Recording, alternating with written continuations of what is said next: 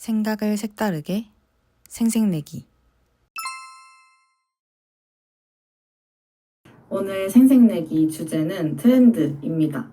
이 트렌드라는 주제를 선정한 이유는 저희가 어떤 일을 하던지 간에 그 산업군의 트렌드를 파악하고 활용해야 되는데, 그러면 이 트렌드 자체가 무엇인지, 왜 중요한지 알아보면 좋을 것 같아서 주제를 선정했습니다. 참고 도서는 트렌드 읽는 법이라는 책을 참고해서 준비했습니다. 순서는 트렌드가 무엇인지, 그리고 왜 트렌드가 중요한지에 대해서 알아보도록 하고, 그 다음에 관련된 질의문답과 토론을 진행하는 순서로 진행하도록 하겠습니다. 먼저 트렌드가 무엇인지 알아보도록 하겠습니다. 저희가 트렌드라는 단어를 들었을 때 바로 떠오르는 이미지는 요즘 유행하는 거나 젊은 사람들이 즐기는 거, 일시적으로 발생하는 현상 같은 걸 떠오르실 수 있는데요. 근데 이 트렌드는 일시적인 유행만 의미하는 것이 아니라, 여기에 나와 있듯이 어떤 특정한 집단에서 야기된 이슈가 어느 기점에 도달해 사회를 관통하는 하나의 큰 흐름으로 자리 잡는 것이라고 정의되어 있습니다. 이 개념을 조금 더 풀어보도록 하겠습니다. 여기 이미지에서 확인할 수 있듯이 저희가 일상에서 경험하고 영향을 받는 이런 변화 속에서 트렌드가 생겨납니다. 예전에는 없던 현상이 새롭게 생겨나기도 하고요. 이전에 존재했던 현상이 다시 나타나기도 합니다. 그래서 트렌드를 읽는다라는 것은 우리의 일상 속에서 변화를 발견하고 그 변화가 어떤 영향을 미치는지, 또 어떻게 변해가는지 큰 흐름을 읽는다라는 것인데요.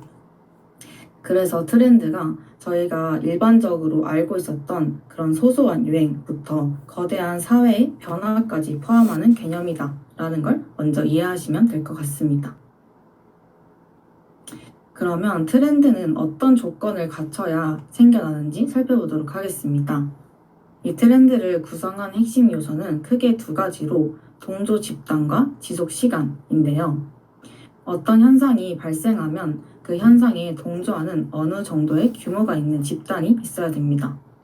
그리고 그 집단 안에서 특정 현상이 어느 정도 지속되어서 영향력을 갖추어야 트렌드라고 부를 수 있는데요. 이 동조 집단과 지속 시간에 따라서 트렌드는 다양한 형태로 이루어져 있습니다. 저희는 오늘 크게 4가지 유행에 대해서 알아보도록 하겠습니다. 먼저 패드입니다. 이 패드는 for a day의 약자로 동조 범위하고 지속 시간이 가장 짧은, 우리가 생각하는 유행이라고 말하는 그런 트렌드를 의미하는데요.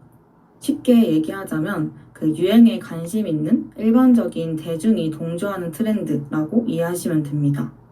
지속 시간은 보통 1년 이내였는데, 최근에는 그 유행 속도가 더 빨라져서 2-3개월이나 아니면 2주 내에서 사라지기도 한다고 합니다. 예를 들어서 저희 엄청 예전에 유행했던 먹태깡이나 아니면 탕후루나 그 인스타나 틱톡에서 유행하는 숏폼이나 밈, 그리고 시즌별로 유행하는 패션 같은 게 이 패드에 속하는 트렌드라고 할 수 있습니다. 다음은 마이크로 트렌드입니다. 이 마이크로 트렌드는 소수 집단이 열정적으로 동조하는 트렌드이고요.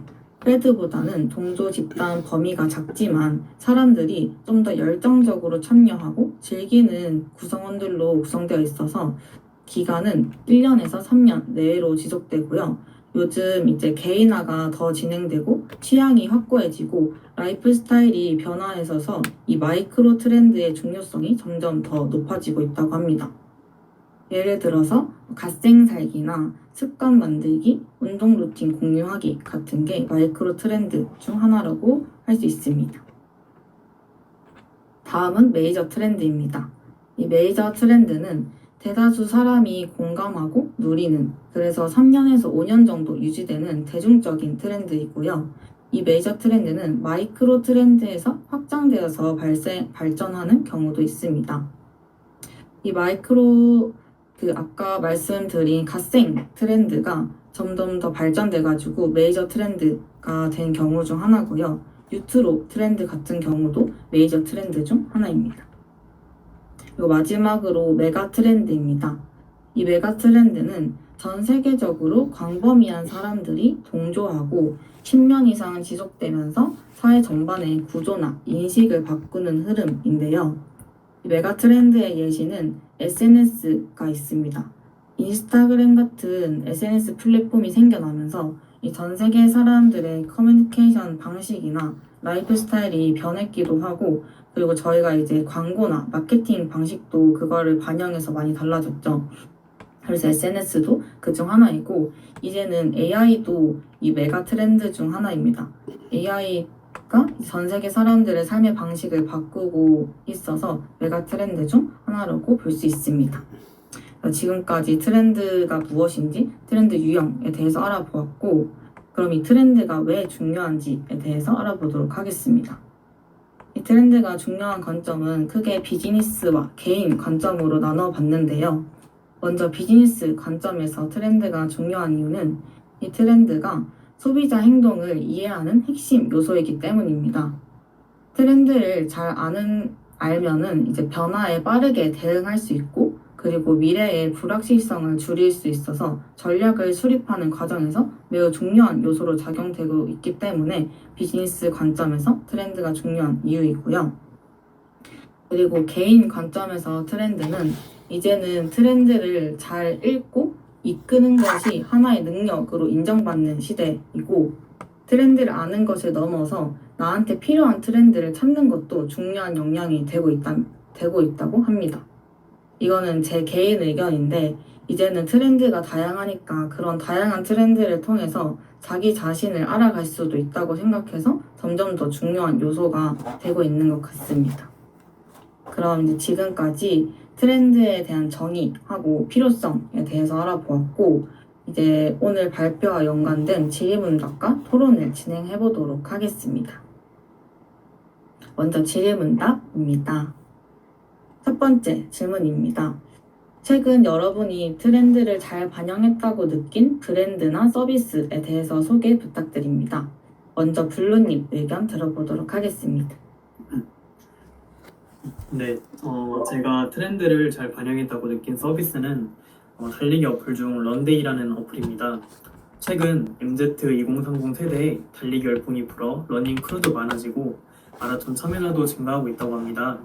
그러면서 달리기 관련된 어플의 수요도 증가하는데 24년 상반기 기준 이 런데이 어플이 달리기 어플 중 다운 횟수 1위를 했다고 해요. 이 런데이는 달리기 시간 기록 그리고 코칭 이런 기능들이 있는데, 그 중에 트렌드를 잘 반영했다고 느낀 부분은 러닝 커뮤니티입니다. 이곳에서는 러닝 크루를 만들 수 있고, 또 러닝 크루에 가입도 할 수 있고, 그리고 다른 사람들과 달리기 기록을 공유할 수 있어요. 달리기란 운동은 지속하기 위해 함께 할 수 있는 그런 소속을 원하면서도 동시에 페이스 조절을 위해 혼자 뛰는 게 좋아 소속을 망설이는 사람들이 많은 운동입니다. 근데 이 런데이의 커뮤니티에서는 온라인으로 각자 기록을 공유하는 활동이기 때문에 꽤 많은 러너들이 활용하고 있어요. 저는 이런 러닝 커뮤니티 서비스인 런데이가 지금 트렌드를 잘 반영한 사례라고 생각합니다. 네, 감사합니다. 그럼 다음으로 토끼님 의견 들어보도록 하겠습니다. 네, 저는 트렌드를 잘 반영했다고 느낀 브랜드로 다이소를 꼽고 싶습니다.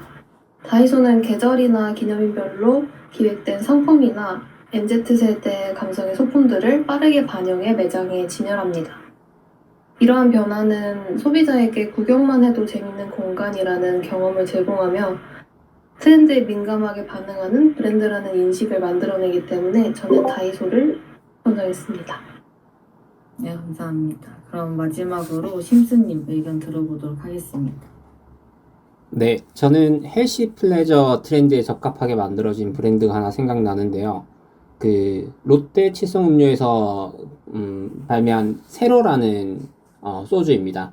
그 기존의 초록색 병이 아니라 흰 투명색과 알코올의 특이한 향이 좀 덜하게 만들어서 20, 30대한테 지금 많은 인기를 얻고 있는 것 같습니다. 그리고 개인적으로는 처음 신기해서 시켜 먹은 후에 좀 수치가 좀 덜하다? 라는 느낌을 받아서 계속 찾게 되는 것 같습니다. 그래서 제로 슈거의 대표 소주라고 하면 세로라는 생각이 들어서 트렌드에 대한 마케팅이 좀 잘 됐다? 라는 생각이 들었습니다. 네, 감사합니다. 세 분 모두 다양한 의견 주셔서 너무 흥미로웠고요. 그럼 바로 두 번째 질문 드리도록 하겠습니다. 두 번째 질문은 트렌드와 소비주의는 어떤 관계를 가진다고 생각하시나요? 이번엔 토끼님 의견부터 들어보도록 하겠습니다.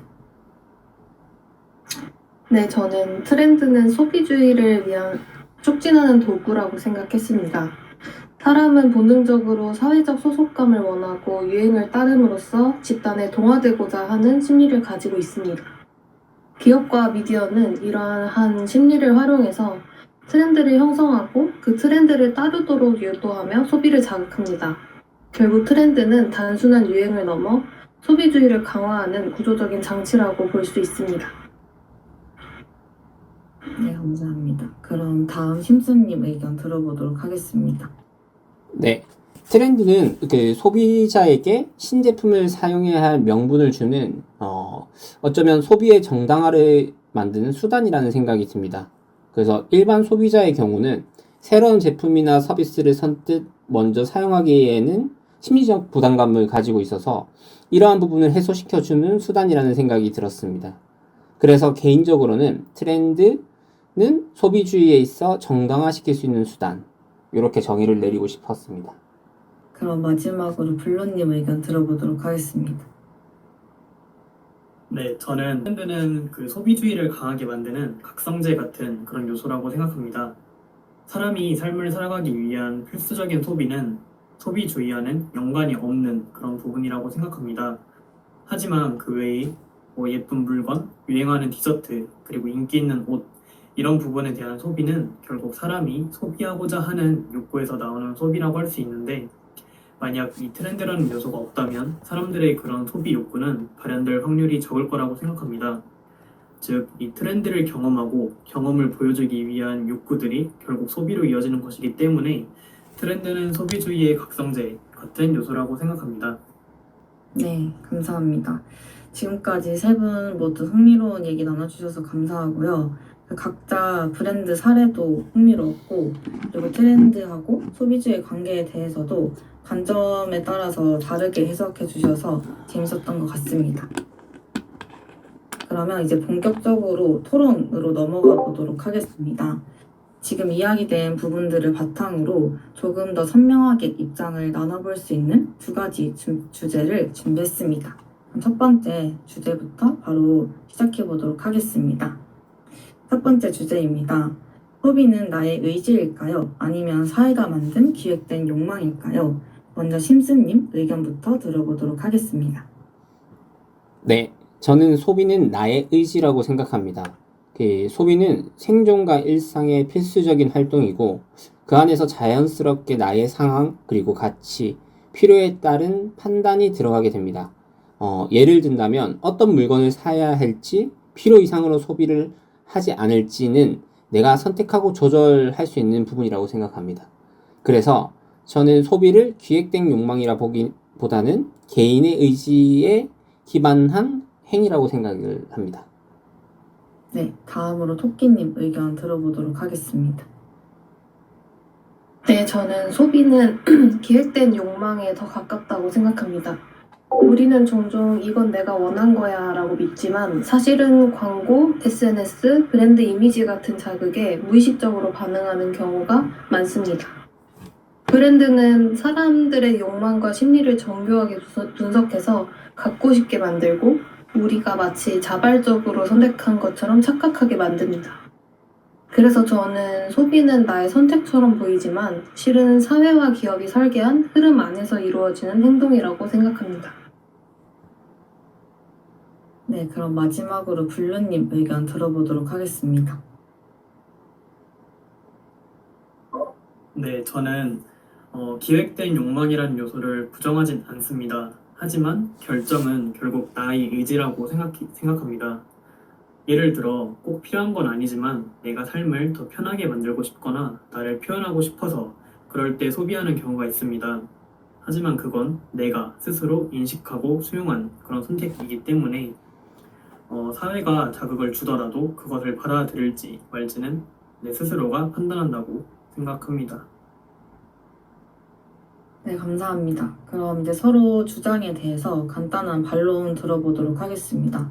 혹시 토끼님, 다른 두 분 주장에 대해서 반박해 주실 수 있을까요? 네, 두 분 말씀처럼 개인의 판단이 개입할 수는 있지만 그 판단조차도 이미 사회적 분위기나 브랜드 프레임 안에서 만들어진 것일 수도 있다고 생각합니다. 예를 들어 이걸 사면 더 세련돼 보여 같은 감정은 내가 만든 게 아니라 사회가 설계한 이미지잖아요. 그런 점에서 소비를 완전히 의지라고 보기엔 어렵다고 생각합니다. 네, 좋습니다. 그럼 신스님 이에 대한 반론이 있으실까요? 네, 물론 외부 자극은 존재하지만 우리는 그걸 거부하거나 절제하는 판단도 할 수 있습니다. 그래서 브랜드 충동을 넘어서 윤리적 소비 혹은 가치 소비를 선택하는 사람들도 많이 있다고 생각됩니다. 그건 사회가 만든 욕망을 의지로 통제하고 있다는 증거가 아닐까 생각합니다. 네, 감사합니다. 그럼 마지막으로 블루님 의견 들어보도록 하겠습니다. 저는 기획된 욕망과 개인의 의지가 동시에 작용한다고 생각합니다. 광고와 유행이 자극을 주지만 그걸 어떻게 받아들이고 행동할지는 결국 제 선택입니다. 둘 다 중요한 요소이고 균형 있게 바라보는 게 핵심이라고 생각합니다. 네, 다들 감사합니다. 소비라는 행위 안에서 사회가 설계한 흐름도 있고, 근데 그 안에 나만의 기준으로 판단하는 의지적 요소도 함께 존재한다는 걸 알 수 있었던 토론이었던 것 같습니다. 그럼 다음 주제로 넘어가 보도록 하겠습니다. 네, 두 번째 토론 주제는 팝업 스토어는 기업 및 브랜드 홍보 수단으로 계속 확대되어야 하는가?입니다. 이번엔 토끼님 의견부터 들어보도록 하겠습니다. 저는 팝업 스토어는 계속 확대되어서는 안 된다고 생각합니다. 짧은 기간임에도 불구하고 많은 자원과 비용이 낭비되고 실제 홍보 효과도 대부분 일시적입니다. 대형 브랜드들이 수천만 원을 들여 며칠짜리 팝업을 열고 굿즈 인테리어에 투자하지만 행사 종료 후엔 대부분 폐기되고 잊혀집니다. 환경 문제와 브랜드 지속성 측면에서 봤을 때 지금처럼 팝업을 남발하는 건 다시 고민해봐야 할 지점이라고 생각합니다. 네, 그럼 이어서 블루님 의견 들어보도록 하겠습니다. 네, 저는 팝업 스토어는 확대되어야 한다고 생각합니다. 요즘 팝업은 단순 판매 공간이 아니라 브랜드를 경험하고 문화를 느낄 수 있는 공간입니다. 특히 경험 중심 소비가 늘어나면서 어떤 제품보다는 컨텐츠, 분위기, 세계관을 즐기러 오는 그런 경우가 더 많고, 그리고 새로운 브랜드를 접할 수 있는 기회이기도 하며 제로웨이스트 친환경 팝업처럼 가치 소비와 연결된 사례도 늘고 있습니다. 그렇기 때문에 잘 기획된 팝업은 긍정적인 방향으로 확대할 수 있다고 생각합니다. 네, 그럼 다음으로 심스님 의견 부탁드립니다. 저도 팝업 스토어는 앞으로 확대되어야 된다고 생각합니다. 왜냐하면 브랜드 인지도, 소비자 접점, 효율성 측면에서 굉장히 효과적이기 때문입니다. 짧은 시간에 SNS 바이럴, 체험 기반 신뢰 형성, 고객 데이터 수집까지 한 번에 할 수 있기 때문인데요. 그리고 상시 매장 대비 비용이 굉장히 낮고 시장 반응을 빠르게 테스트할 수 있다는 점, 이 부분이 가장 큰 장점이라고 저는 생각합니다. 단기적으로는 강력한 임팩트를 줄 수 있는 전략적인 수단으로 계속 활용할 필요가 있다고 생각을 합니다. 네, 감사합니다. 세 분의 입장이 모두 잘 드러난 의견이었던 것 같은데요. 그럼 이제 서로 의견에 대한 간단한 반박 들어보도록 하겠습니다. 먼저 블루님, 혹시 토끼님 주장에 대한 반론이 있으실까요? 네, 환경 관련된 문제를 말씀 주셨는데 환경 문제는 분명 고려해야 할 부분이 맞습니다. 하지만 요즘은 친환경 자재, 재사용 가능한 구조물 그런 것들을 쓰는 브랜드가 많아지고 있고, 그리고 문화 콘텐츠나 그런 환경적인 부분에 대한 메시지 중심의 팝업도 늘어나고 있습니다.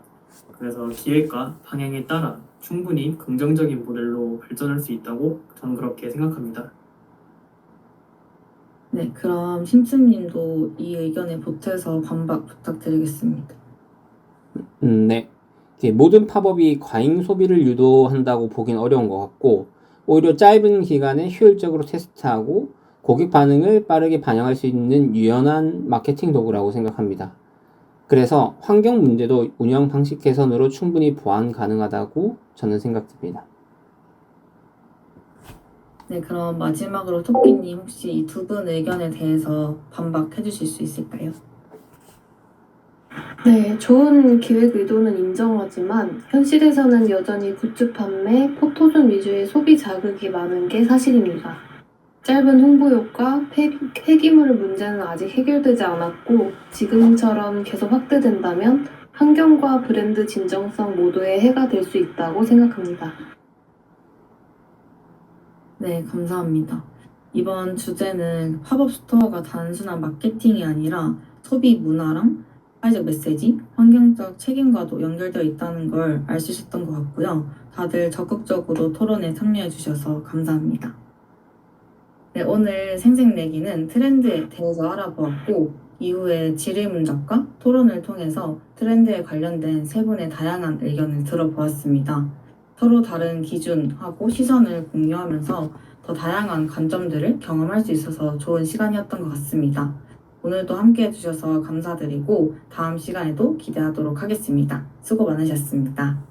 생각을 색다르게 생생내기